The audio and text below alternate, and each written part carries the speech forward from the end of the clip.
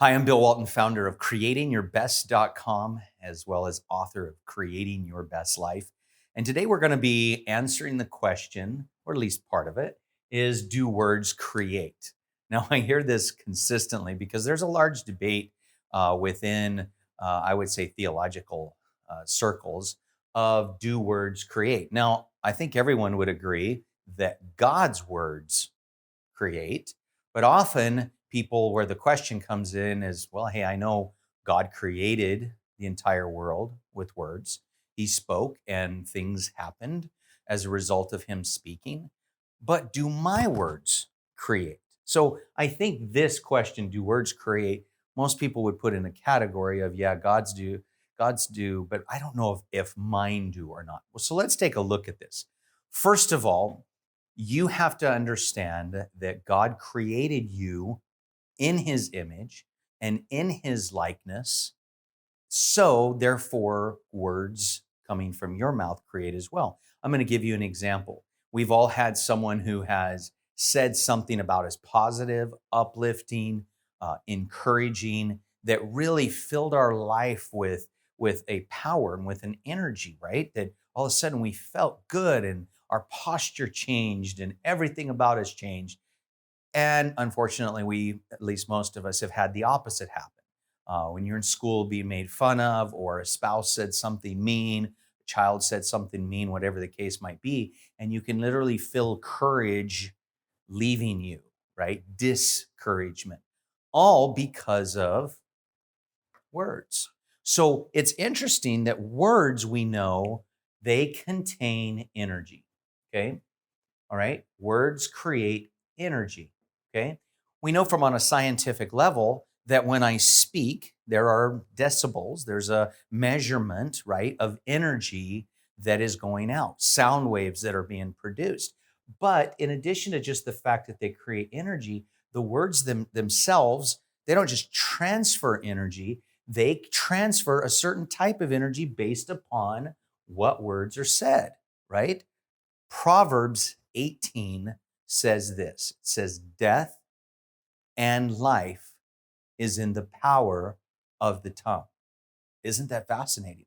So, wait a second. The power of the tongue, there's death inside that as well as life. Yeah, and you felt that. You have felt that exchange when someone spoke life to you and you could feel that energy coming to you. It put a little skip in your step and made you stronger and filled with courage, right? Encouragement, okay? As well as we have also felt that when words have been spoken contrary. So we know that words spoken create energy, but the type of words that I speak are either going to create this or create that. Once again, Proverbs 18, death and life are in the power of the tongue. Well, let's take another verse in particular in James chapter 3. It says this about the tongue. The tongue calls the tongue the most unruly of members. So, out of all your body, the most unruly of all of them is the blah, blah, blah, right there. Okay. The tongue. And what it says, though, is it says, listen, we put bridles in horses' mouths and we're able to turn them wherever, as well as great ships that are moved by great winds are maneuvered by this little keel in the back that move it where it's supposed to go. So is the tongue. So I want you to think about this. The tongue and the words you speak have the power of a bridle in a horse's mouth, or the rudder, right, of the ship, okay? The rudder that turns it, all right, in these directions. That is the power that come inside of words. So that means what James is teaching there, right? What God is teaching us is that your mouth and your words have the same ability and power as a bridle does over a horse or a rudder has over a ship. So it has the words, due to words, what you speak either can take you in one direction or it can take you in another direction. So we're talking about creating your best life. How important are the words that you speak. One of the things that we talk about in your creation sequence is one of the best and first things that you should meditate on in the morning, that you should speak over your life, is found in Psalms 23, verse 6. Surely goodness and mercy will follow me all the days of my life.